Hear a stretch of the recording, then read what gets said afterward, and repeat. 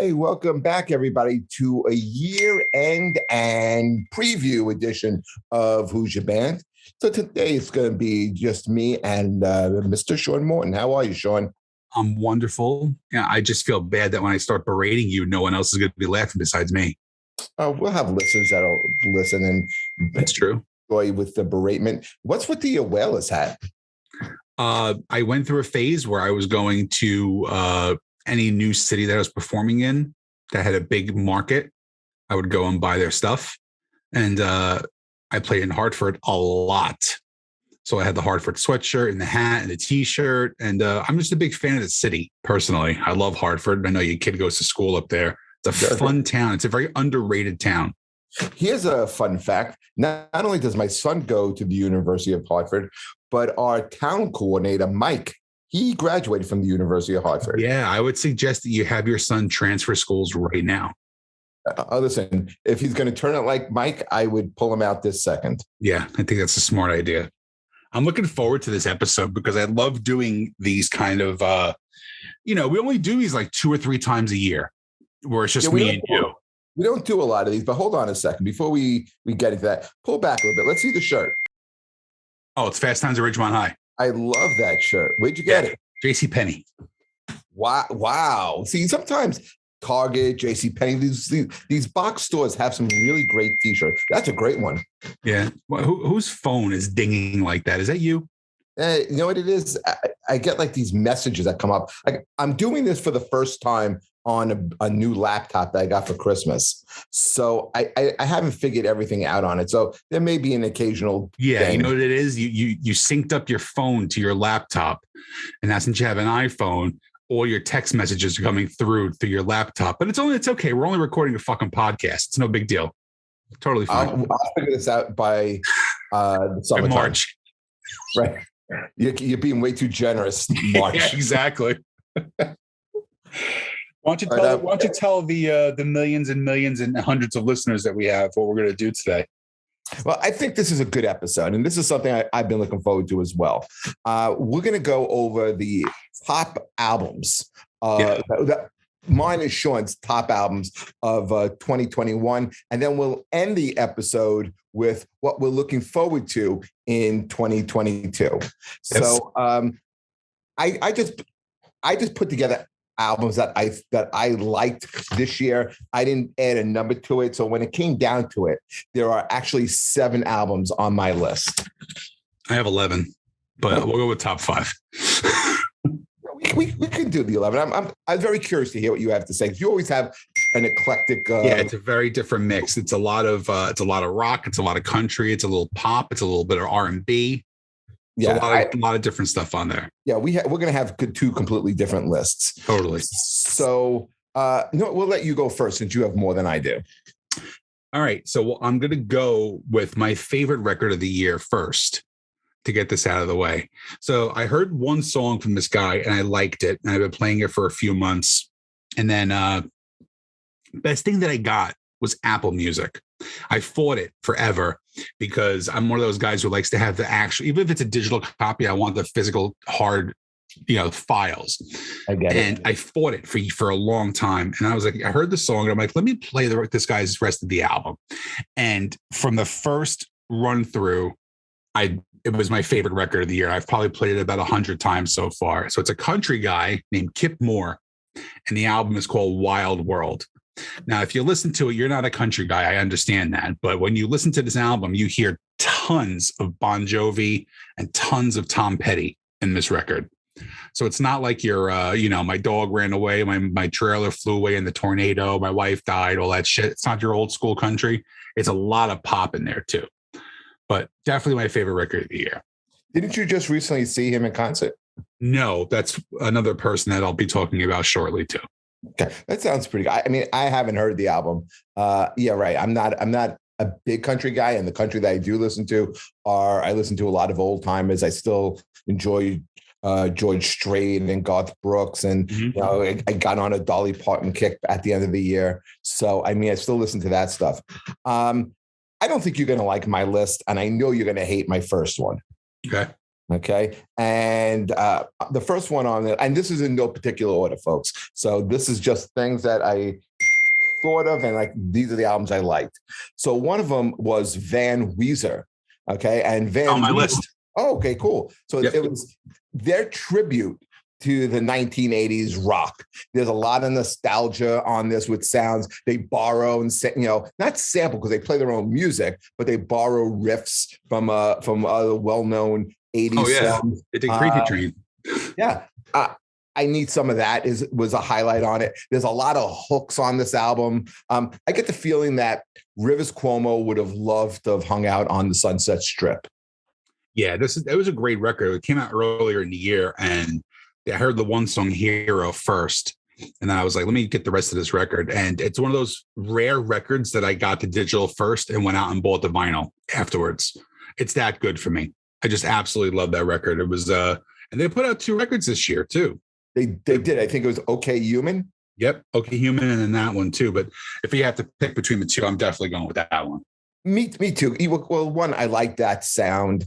Secondly, even the album cover reminded me of Ride the Lightning, Mm-hmm. So it's something I identify with. I think Weezer always does it well. That covers are great, but this is not a cover album. So let's be clear on that. This is kind of like a tribute. The sound is altered. They kind of went in a different direction where they said they actually wrote in the style of classic 80s arena rock. That's right. And pop too. There's a lot of pop on that record too. Right. So Van Weezer is going to be my first number one. Not in that particular order, because there's probably another 3 albums, 4 albums I think that I like a little bit better. But this is in my top albums of 2021. One of my other favorites. I don't know if you know this band or not. You should. They're called Bullet for My Valentine. Oh, of course. And they just put out a self-titled record, and to me, it's their best record in 15 years. It is top to bottom, just a kick you right in the teeth record. And they get their sound kind of wavered a little bit over the last couple albums, where they're more very nasally and kind of pop metal. This is pure metal. It's fast, it's hard, and again, another record that I probably played for like a week and a half, 2 weeks straight, learning every friggin' lyric to this album. You get yourself really, you throw yourself into the album when you get it. Yes. If I like a record, I'll always play a record all the way through. And then if it's really good, then it stays in my rotation for a very long time until I find something new to kind of replace it with. Gotcha. All right. So for me, the next album I'm throwing on our list is a former guest of ours is in this band. And that would be Mr. Tim Ripper Owens. And the band is KK's Priest. And the album is called Sermons of the Sinner. And this is KK Downing, who, if you're not, I know you know who he is, but maybe some of our listeners don't remember KK. He was one of the guitar players in Judas Priest, and they had a falling out. And when they tried to reconcile, it didn't work out. So he started his own band, and it's called KK's Priest. And the songs are in the style of like 90s Priest, not 80s Priest. So think more along the lines of Painkiller, like that really hard rock. And I mean, this album is really hard. It's really fast. It's super aggressive. And I think Ripper Owens kills it on this album. So one of my albums for 2021 that I really, really enjoyed was Sermons of the Sinner from KK's Priest. So I'm going to bounce around a little bit too. Something that I thought was going to be a little weird. And then when I heard it, I was like, wow, this is fantastic. I don't know if you ever heard of it. It's called Silk Sonic. So it's Silk Sonic, an evening with Silk Sonic. It's actually Bruno Mars. Oh yeah. With Anderson .Paak, who's an amazing drummer and singer. Total throwback to 70s R&B and soul. Yeah, very Sly Stone-ish. Big time. Yes. It's a great record. Great record. Good pick. Yeah. I dig it. Okay. I thought you were going to elaborate. Okay, that's fine. Well, this next one, I'm going to give you credit because you turned me on to this band. Okay. And that's going to be Dirty Honey, Dirty Honey. Okay. It reminds me of '70s Aerosmith, which I think is the best Aerosmith. A little Black Crowsy. I like the singer Mark LaBelle. I think John Noto is great on guitar, particularly on the song Gypsy. That's a great solo on there. The kinds of bluesy. The Morning is a good. There's a bunch of songs I really like on this album, but you turned me on to them. We're going to go see them next month, in a month from now, actually. So great band. This is a band, folks, to really keep your eyes on. I really could see this band like being the one that's going to break out. Which is they're way better than Greta Van Fleet, too, once you start really getting into it. They're coming up. Yeah. Speaking of Dirty Honey, we are going to see them February 2nd. They are opening for my next pick, which is Mammoth WVH. Was hoping that this is the one I thought you may have had on your list. I do have it on my list. Okay. I love the record. And the thing I love about it is that it took Wolfie like 6 years to do this record. He's been working on it the whole time that he was in Van Halen, plays every instrument on it, sings on it too. Next record's going to be different. He's going to have his full band on it, which I love. And I think it's going to take it to a different level. His songwriting is fantastic. He's not trying to duplicate anything that Van Halen ever did. This is a straight up rock record, which I love. And he's got his own style, his own way of writing. And I think the kid really has a future. Really has a future. I think you're right on every point that you're talking about on this album. If people were expecting him to write or be a tribute to Van Halen, it's not. He does have his own style. If I was to say it sounds like anything, I would say it sounds a little bit like earlier STP, maybe a little bit, I could see that, maybe even Snake Pit. It's radio friendly rock. Right. Well, especially like my favorite song on the record, Don't Back Down. That's mine too. I think Mr. Ed is another great song. I think it was Epiphany. Is that the song? It was a great one. I got to see them when they opened for Guns N' Roses. They played the entire record, and it was really, really good. I think there are 9 songs on the record. 7 of them I really, really enjoyed. But this was a real good one. So I agree with you, man. Mammoth is up there for me as well. Pick another one, Sean. So you were talking about Dirty Honey, which is kind of like a real gritty kind of vibe. Here's another one. And I think this band is really keeping Southern rock alive, personally. It's Blackberry Smoke. I knew you were going to go with them. Yeah, they're great. Yeah, it's called You Hear Georgia. This band has not put out a bad record. And they don't have one radio hit at all, which I love. But they're one of these bands now that they're kind of like in that same vein as Pearl Jam, where they have these really devout fans, and they come out to all the shows. I got to see them, I think it was like 7 or 8 years ago on New Year's Eve in Nashville. Nice. And they take the street and they just completely lock down the street. I'm going to punch your face if you don't figure out how to turn that ding off. I swear to God, I'm going to stop the show, pause it, drive to your house, hit you, turn the thing off, and then drive back and finish the show. I think people like the little dings. People don't. Number one. I'm getting a lot of texts here, and people. I know. Saying, I can hear it, Jeff. With the things, I don't know why I'm getting so many texts. No one really likes me. No one likes you. I don't understand why your phone is blowing up. Oh, they must have heard. Hey, Jeff Paul's producing a new show. That's what it is. That's what it must be. Blackberry Smoke, though, is a great Southern rock band. And there's not a lot of Southern rock out right now. You can see like the and I think it's like a tribute band at this point. It's like the Allman Family Reunion or something like that. It's like one person. You have like Joe Bonamassa, who's kind of like a bluesy Southern rock, and Tedeschi Trucks is kind of the same way. This band for me is more Allman Brothers, right? Yeah, they are just carrying on the Southern rock vibe, and I love this band. So do I. I'm a big Southern rock guy. You're gonna love my next pick. This is a band that, we really should go see together. This is their second studio album, full studio album. And this is Greta Van Fleet, The Battle of Gardens Gate. Listen, you could really see these guys starting mature as songwriters. Yes, they do still sound like Zeppelin, but if you're going to imitate anybody, Zeppelin's a good place to do it. But you could really see them starting to grow up. There's more jams on the album. I like them. I think they're fun. I still do believe they're one of the few bands I can see being the future of rock. Well, you got to figure this is their second record, and they only have 7 more to go because Zeppelin put out 9 records.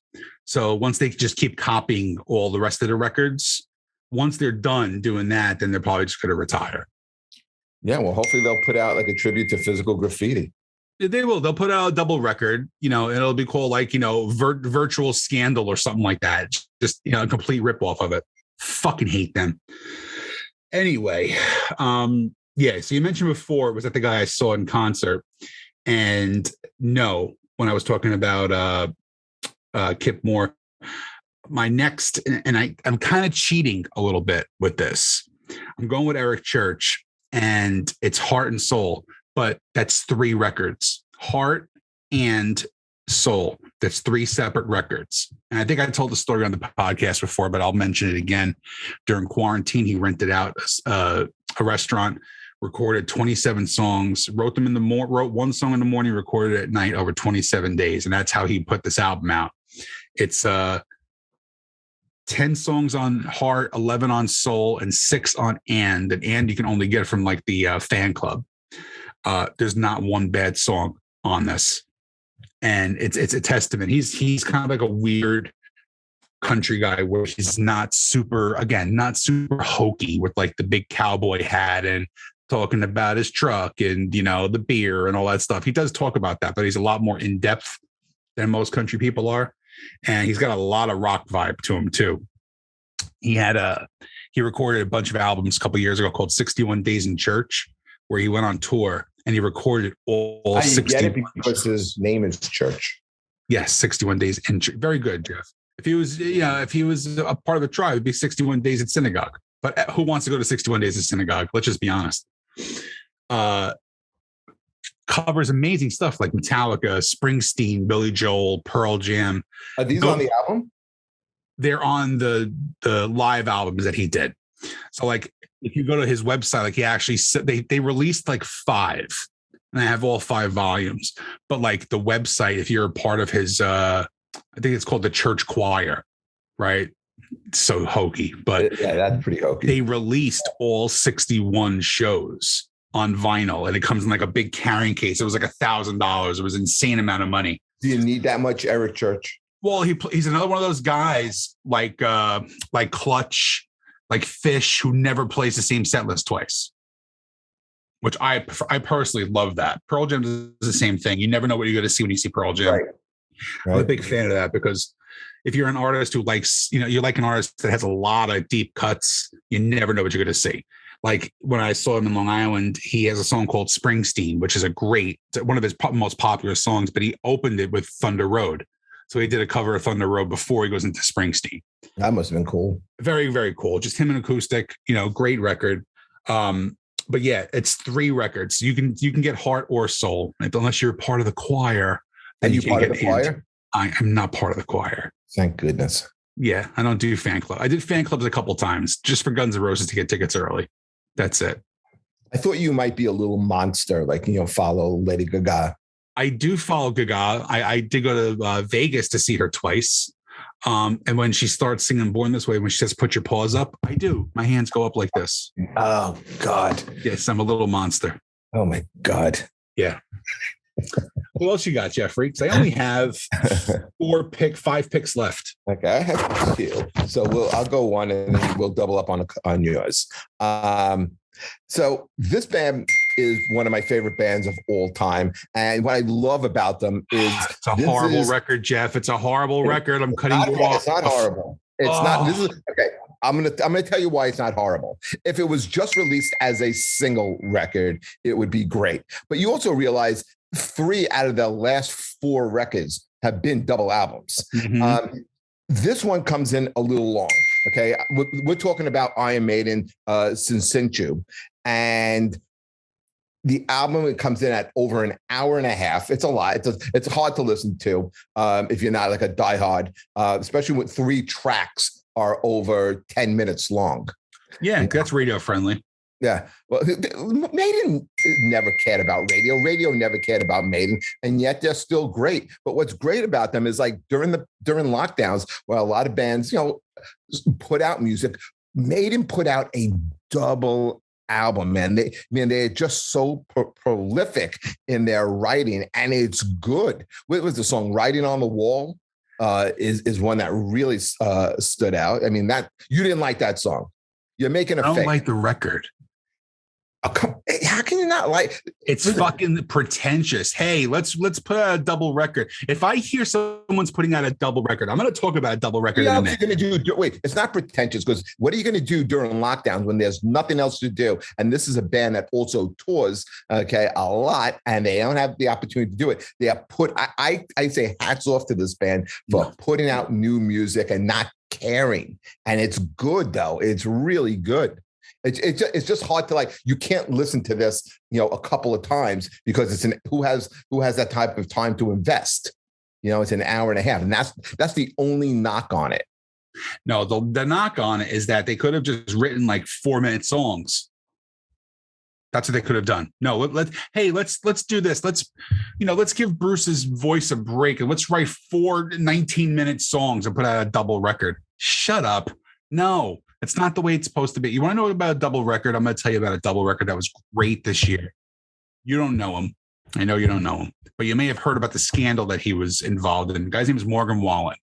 He's a country guy. Started off on The Voice, put out a record 4 years ago, and he was on the same season as our old guest, Mariah Formica, too. Same season. Guy was great. Picked up a great record. It was awesome.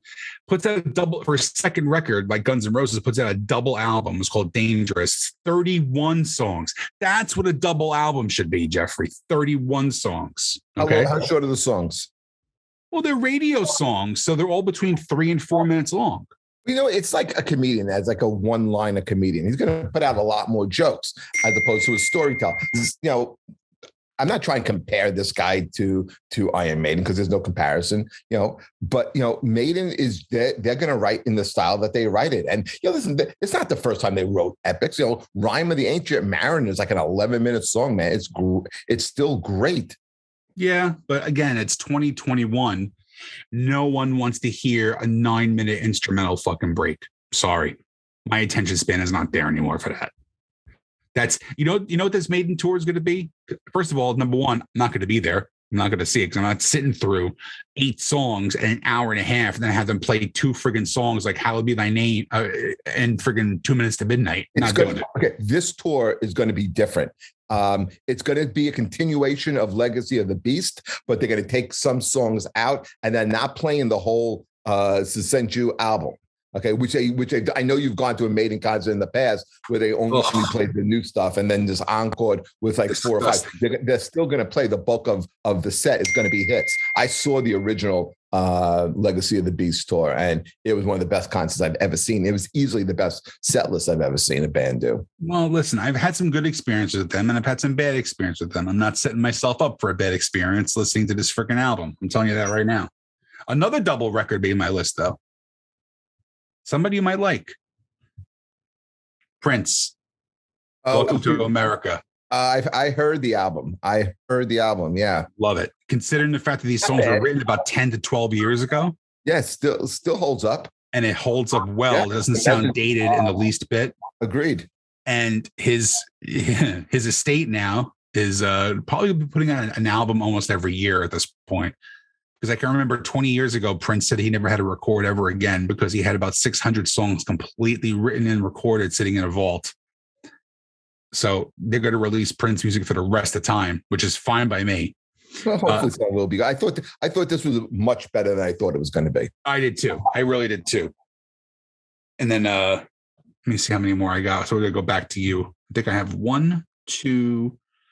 I have 3 more and possibly a 4th I forgot to put on the list. Okay. Then go with another one, and I'll conclude my list. Somebody I don't think you like either, but again, I am a little more diverse than you are. No, it's just the truth. I mean, you like what you like, and you have a lot of good stuff that you like, but I go all over the place, and I'm going with Ed Sheeran's Equal sign. Yes, yeah. You're not an Ed Sheeran fan. I understand. I appreciate his talent. I like a couple of his songs, but I'm not rushing out. I will tell you one thing. Top 5 show I've ever seen in my entire life. I cannot believe that. I saw him at Barclays Center. It was him, an acoustic guitar, and a loop machine. And he would start the beats and then hit play, start the beat, hit play, start the beat, hit play. And then when he's ready to start playing the song, the whole backing track is right there. And he had 20,000 people right here, the whole show. And you enjoy, there's no way I could enjoy that. You wouldn't enjoy it. But as a musician, I'm looking at him going, wow, this is like nothing I've ever seen before. It was him on a stage with an acoustic guitar in friggin' Barclays Center, one of the greatest venues that's out there. That's not pretentious. No, that's talent. That's friggin' talent. It's so friggin' easy. If he's doing all these songs that he's writing by himself and using a loop machine to actually write and record them instead of using musicians. With a loop machine, have a band, go to a concert. I want to see a real show. I don't want to. But he has a band for this tour coming up, so it's going to be very different. It sounds wonderful. It sounds very exciting. But I'll go to Ed Sheeran 10 times before I go see Iron Maiden on this next tour. You're crazy. A little bit. But didn't you also go see New Kids on the Block or something? No, I want to. July 4th weekend this year. Definitely. Atlantic City at the Hard Rock. Definitely doing that. Calling in some favors. God. Shit. All right. So this is the last album on my list. I don't know if you see this one coming on. I got to give Dustin Chafin credit for this because he turned me on to this album. Black Keys, Delta Cream. Yeah, I love the Black Keys. I'm a big fan of them, and it's a good record. It's a solid record. Yeah, really, very good. For those of you that are not familiar with the Black Keys, well, especially this record, this is like a tribute to the Delta Blues. Mm-hmm. And I spent a lot of time down south when my wife was in vet school at Mississippi State. We would spend, when I would go down there, we'd spend weekends either down in Memphis or we'd go to New Orleans, but we traveled around the South. We'd go to Jackson, Mississippi, and you could always find like these streets, like, the equivalent of Greenwich Village that would play like, these blues bars. I thought this was really from top to bottom a really solid album. I like Poor Boy, A Long Way From Home, and the John Lee Hooker classic, Crawling King Snake. I thought these were two of the standout songs on it, but they really captured what the Delta Blues should sound like. And it's great that in 2021 that someone is still making this type of music. And to me, I thought it was very impressive. So I was always a fan of them when they were a 2-piece. And like once like El Camino came out and they started going a little more towards the full band kind of thing, I was like, I kind of trailed off a little bit with them. I've always got all their records. A couple of them were okay, like from El Camino, but this really, really stands out. I like that record a lot. Yeah, it's not any original music on here. It's all tribute to the Delta Blues, but it's what they covered is really good, and they do a great job doing it. And what, for 2021, this was a very enjoyable record from top to bottom. You could easily and listen to this. For me, it's another band kind of like Black Keys that I've been listening to for a very, very long time. I get all their records. And I don't always say some of them are great. I mean, they've had some great ones. They've had some stinkers. This one was really good. Kings of Leon. When you see yourself. You saw them. Yeah, I saw them. That was the best concert of the year for me. They were just one of those. You know what it was too? Is I had always wanted to see this band, and I had tickets like 3 times, and all 3 times they had to cancel the tour, so I never got to see them. So I took the trek down to Camden, and they put on just a killer show. From top to bottom. You don't realize this band probably has 15 top 20 hits from rock radio over the past 15 years. They're a solid band. One of those bands where like the lead singer has lead singer disease, thinks he's a little bit better than everybody else, but they're all family, so it's kind of like a weird dynamic too. They're all brothers, but I love this record too. one of those records that I bought on vinyl and pissed me off because it's only 8 songs on the record, and they put it on 2 vinyls. That drives me fucking insane. What was the price of the record? $20, $25. Yeah, I hate that. Yeah, it's weird how they price records these days as well. It's stupid because like even that guy Morgan Wallen I was talking about, it's a double record, but I had to put it on 3 vinyls. So that's a $40 record. Am I investing $40 in that? No, absolutely not. But, Mammoth, 10 songs, 5 on each side. That's what I want to hear. I 99% of the time, if I'm buying a record and it's on 2 vinyls, I won't buy it. Just for the simple fact of you put the record on, you drop the needle, you're like, this is great. You sit down, you have a bourbon in your hand, you have a little incense going in the background, and then 2 songs later, you got to get up and change it again. Screws up your whole goddamn flow. Can't do that. Can't do that. That's the one bad thing about vinyl. It's not continuous, right? As opposed to streaming. Well, growing up, I used to have an old record player that would lift the record up and flip it over. Oh my God. I remember those. Remember those? I mean, I wish I still had that. I would save myself a lot of aggravation and walking back and forth from the couch to the record player. Yeah. Well, you don't need the exercise. I don't at all. No.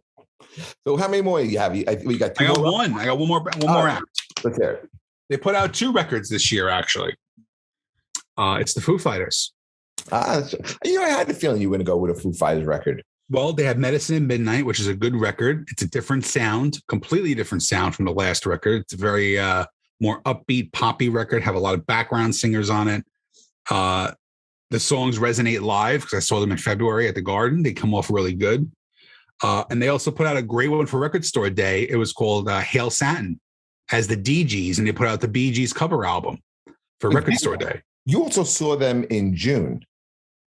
No, I only saw them the one time. No, didn't you see them on Father's Day? No.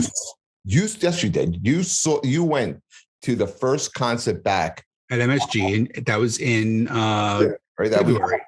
No. Yeah, I think so. I think it was in February. No, because nothing opened up. Restaurants in New York didn't open until Valentine's Day weekend this past year. You might be right. February 12th. I remember.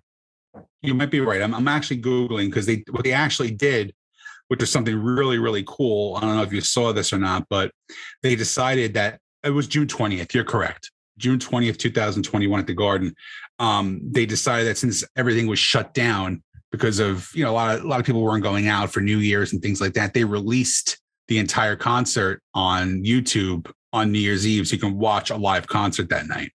That is cool. Yeah. They put out the whole show. It's a 3-hour show. They're playing Citi Field next year. Look, and I've said this a million times. Boston Calling. They're doing Boston Calling with Rage Against the Machine too. So I already have my tickets for Rage. I'm fine with that. I'm not going up to Boston if I don't have to. I've had these tickets for Rage for 3 years already. It was supposed to be 2019. Then it was 2020. Then it was 2021. Now it's 2022. Freaking annoyed. It's an investment of my money. I'm never getting back yet.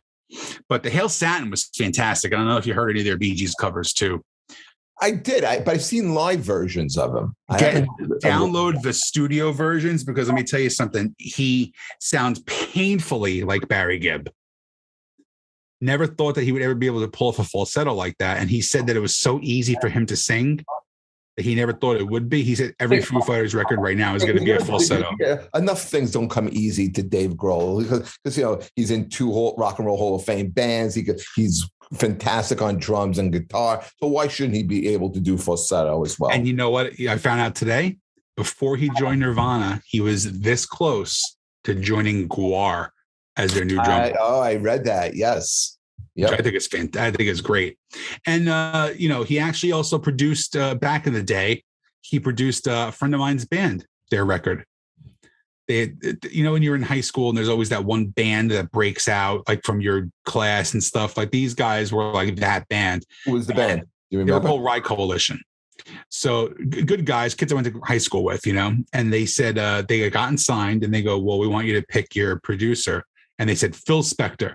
And they go, well, he's in jail, so he's not going to produce your record. And they go, Dave Grohl. And they made a phone call, and Grohl actually produced their record and took them on tour for the record. I think it was probably the second record, which is The Color and the Shape. It was either in between the first record or second record, but he took them out on tour with them too. That's great. Yeah, good dude. But I will tell you, there's a lot of good stuff coming out this year too. Well, let's segue into that.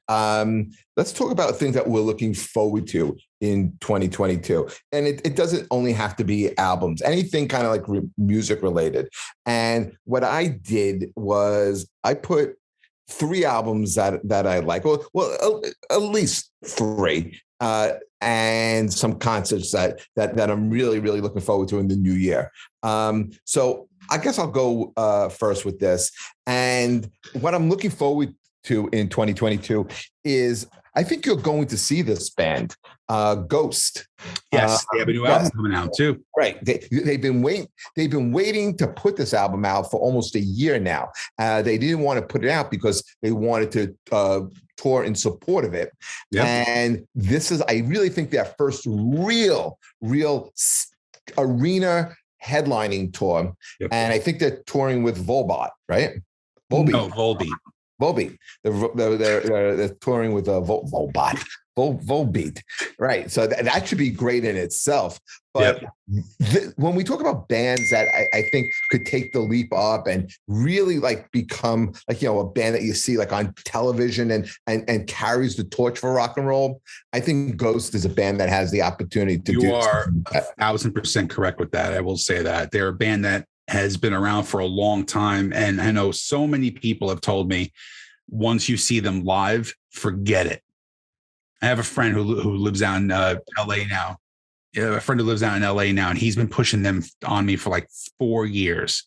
And like he's one of those guys that like will see them if they're in like 7 states near him. He's traveling and seeing them, and that's how intense this guy is. I've seen some live stuff; they are fantastic, and I love the fact you don't know who they are, which is even better.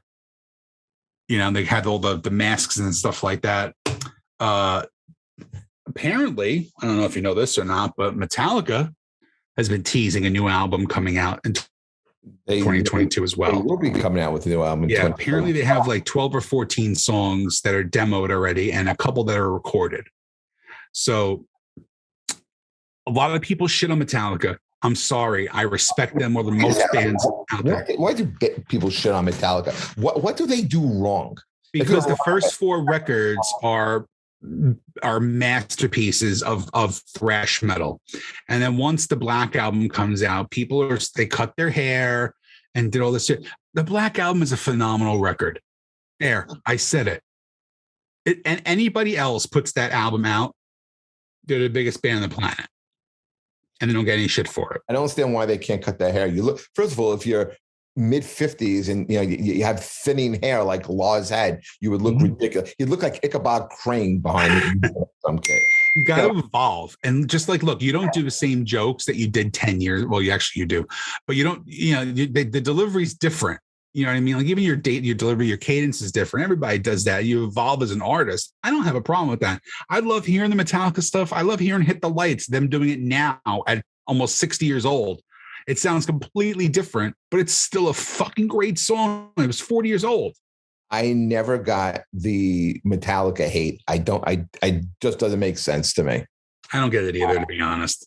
I don't think they ever sold out. I think, like you said, they have evolved, and that's what bands do. That's what artists do. That's what actors do. That's what anyone does. It's 100%. You have to. And listen, not everything's gonna be great. Not everything's gonna be great, but you got to take a plate of spaghetti and throw it at the wall, Jeff.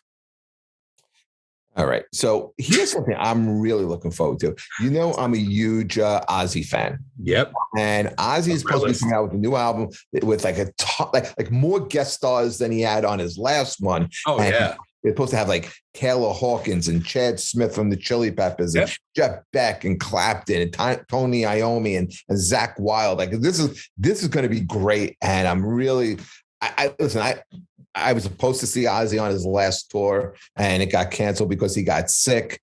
And I just hope that like if this is his last go around, he's going out with a bang. And I have a feeling this is going to be amazing. And anything that Ozzy gives us, I embrace. So I'm really looking forward to it. I am too. I'm looking forward to it too. I love that he has Zach playing with him again. I think besides Randy, Zach is his best guitar player that he's ever had. Well, as a solo artist, not as a solo artist. Yes, as a solo artist. I mean, right. Zach just embodies everything that is Ozzy. You know, like Ozzy's his kid's godfather. You know what I mean? Like that, they have a very close connection. And his writing style too is great. Some of the best Ozzy records are some of the ones that Zach wrote with him too. It is, but you know what? I love Ozzy. I like Zach. The guitarist who I would have liked to have seen a little bit more happen with would have been Jakey Lee, but there was no connection there between the two of them. No. From what I understood, like, you know, they went in, Jakey did his job, he left. They didn't like really bond. And Jakey, you know, we got this. We had who we had? We had Anthony Esposito on who plays bass in Red Dragon Cartel, and he was kind of saying, "Hey, look, when you're playing with Jakey, you know, it is Jakey's band," and I could see him having that type of personality where he's going to kind of like look to take over a project, and Sharon and Ozzy aren't going to let something like that happen. So I just think the fit was there, but as a player, he was always up there as like, you know, as one of my favorites. You know, a lot of this stuff is mostly hard rock for me that I'm excited about coming out this year. Korn has a new album coming out. Again, they're a band that out of the new metal era, I think is the only real monster standout, maybe besides like Papa Roach, I would say. They haven't put out a bad record. They're another one that changed their styles a lot too. They had a whole album with Skrillex, you know, the EDM DJ. I think it was a great record. You know, they had a couple dips here and there, but they don't have a lot of the full band in the band right now. That's a little weird. So I don't know how it's going to sound personally, but I'm looking forward to that and the new Slipknot record because they confirmed that they are putting out a new record this year too. And Slipknot's, you know, it's Corey Taylor. He's kind of, you know, changed his sound from Stone Sour, which is a more of a hard rock band. And his solo album was my favorite record of last year by far. One of the best records I've seen in the last 5 years. It was so diverse as a solo record, but Slipknot's still the core. And, you know, just thinking like these guys are in their 50s and like he records the vocals still wearing a mask. Like he fully encapsulates that whole vibe. Like the first record, there was a whole story around that. It was so hot in the studio. He was singing with the mask on that he puked in the mask and kept singing the song. That's pretty disgusting. It's fucking gross. Let's just be honest, but it's art dedication. You know what I mean? It really is. He keeps himself in great shape, this guy. Oh yeah. And yeah, I could see him keep, as long as he stays healthy, I could see him keep going on. He's going to be around for a long time. Definitely. Yeah. All right, so I'm going to end with the album segment. I'm going to end with these three that I'm putting down as I'm curious to see what their new album and sound is going to be like. And you talk about diversity. Okay. ABBA is coming out with a new album with a out already. The single's been out. The album hasn't been released. That's being released in 2022. I don't know about that, Jeffrey. I think it's out already. I don't think so. I haven't heard the whole album. Diana Ross. It was released November 5th, 2021. In the United States. I haven't seen it. It's called Voyage. That could be a reissue. Yep. This is the new stuff. I thought it was out already. So you may have to go download that for yourself. Okay. How about Diana Ross? She has a new one coming out. Really? I didn't know that. And The Cure. Yes, that I saw. That I'm looking forward to a lot. Yeah, because I'm thinking this could be their last go round. Oh, there's no question about that. I mean, this guy's fucking hanging on by a freaking pube. So I'm kind of curious to hear how this is going to sound at the end of their rope. So yeah, so for me it was I didn't hear anything from ABBA, but it's very easy to get things mixed up in November. There's so much shit going on between November and New Year's. Sure. Diana Ross and The Cure. I've always been a huge Diana Ross fan. I think she's very underrated. I actually just got like an essentials from her lot of great stuff. A lot of great stuff. I don't even know if you know this, but her daughter is an actress on the show Blackish. Yeah. Great actors. There's a lot of great records coming out in 2022. I always said that 2020 and 2021, people getting locked up for so long. This was going to be the year that tons of great music and diverse music. I mean, like Beyonce's got a new album coming out. Rihanna has one. Michael Stipe from REM. Oh, no, I didn't know that. That's good to hear. Yeah, he's putting out probably the first thing that he's done in, 10 years probably, I would say.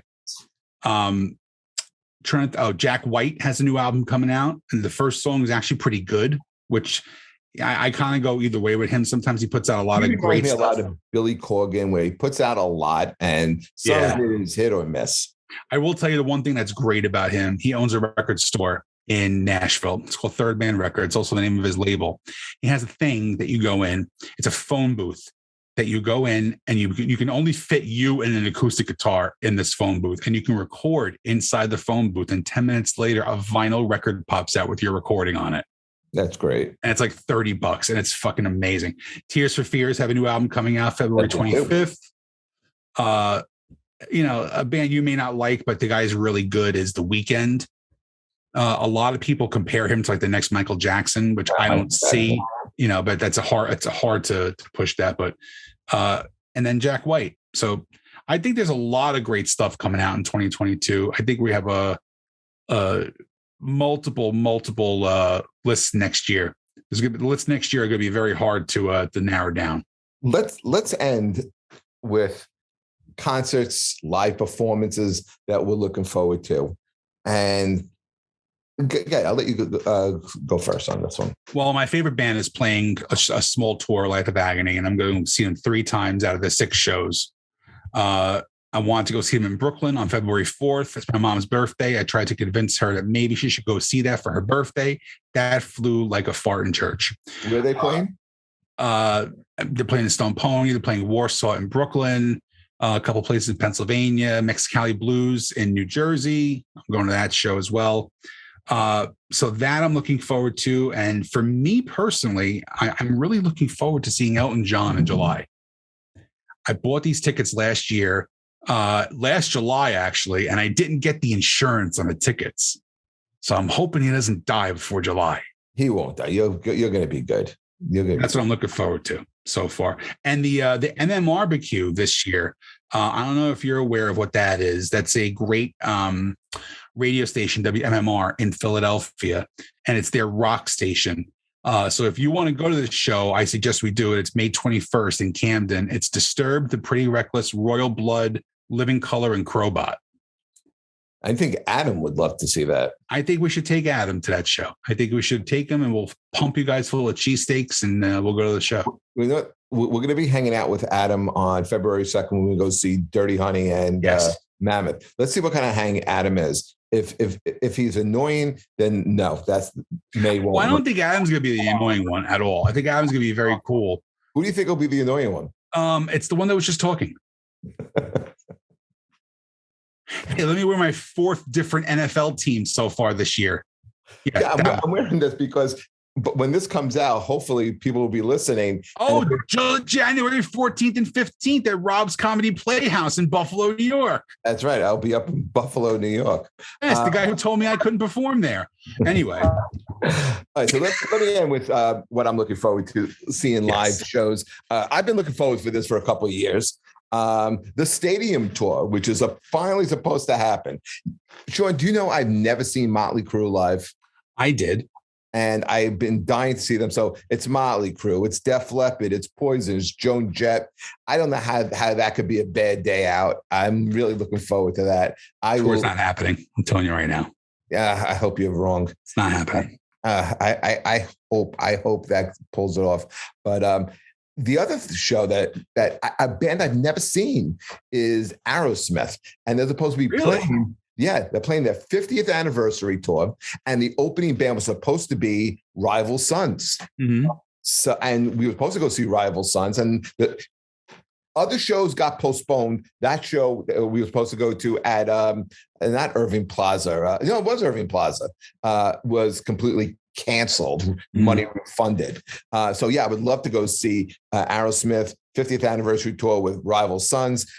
The aforementioned that you had said, Tears for Fears, new album, new tour. I've seen them a bunch of times. They're great live. And then I've never done this before, and I hope I get the chance to. I don't think I will because of the timing, but Scorpions are doing a Vegas residency in March, end of March, beginning to the middle of April. And if there's any way I can get out there for a weekend or so to catch a show or two, I would love to see that, because I've never seen Scorpions. I've never seen them personally. I'm not a huge super fan, but like I'm on a kick now of trying to see these bands that I know are not going to be around much longer. Like that's why I'm going to Elton John.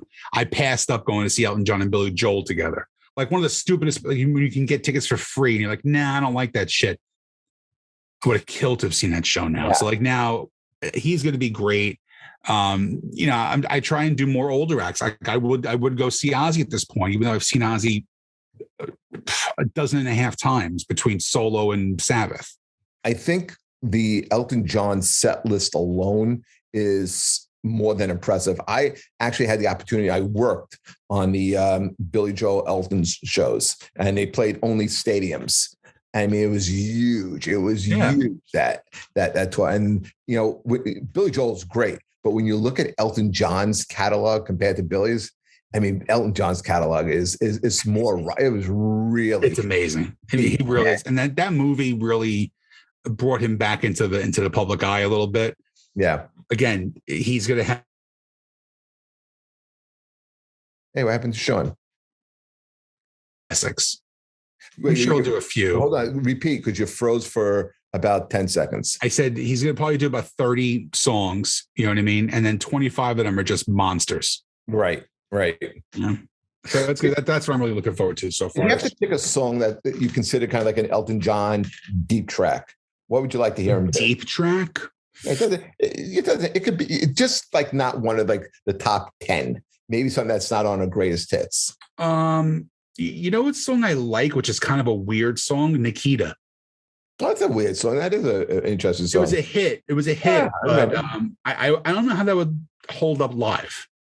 I've seen him a billion times. Never seen him do it. Really? Yeah. I think one of the songs I think was great live and is more of an FM radio song, but you don't hear it in the greatest hits. And he hasn't really been doing too much live recently, as I always liked All the Girls Love Alice. It's a great song. Yeah. Good song. Well, I think our top, our list was great this year. We only had the one. And we had two. We said we only got to have one. We had two of the same. So I'm very proud of you, Jeff. You're branching out to good music. Well, listen, Sean, I wish you and G a happy new year. I wish you guys the best in 2022. Hopefully this will be a better year than the last 2 years have been. Absolutely. And I think we're going to have a lockdown very soon, and it's going to be a few weeks, and I'm all for it. I'm all for it. I don't want to see anybody. I don't want to go anywhere. I don't want to be anything. I can't, and everyone's getting it right now. My wife is upset. She has the COVID. Oh, really? Yeah, my wife doesn't sleep. She's slept like about 32 hours in the last 2 days. Wow. Do me a favor. Go upstairs and French kiss your wife right now, because I want to do this show by myself from now on. We're not near each other, and I can still do it with COVID. No, I'm saying because of your heightened age, it'll probably affect you a little more. You think so? I'm 27. Yeah, on Jupiter. Anyway, this is a good episode. Very good. Guys, we will catch you next week. Thank you for listening. Subscribe. Let's bring Who's Your Band to bigger and better places in 2022. Sean, hopefully I'll see you during the week. If not, have a great week. And we'll catch you guys next week, everybody. Take care. Catch you later.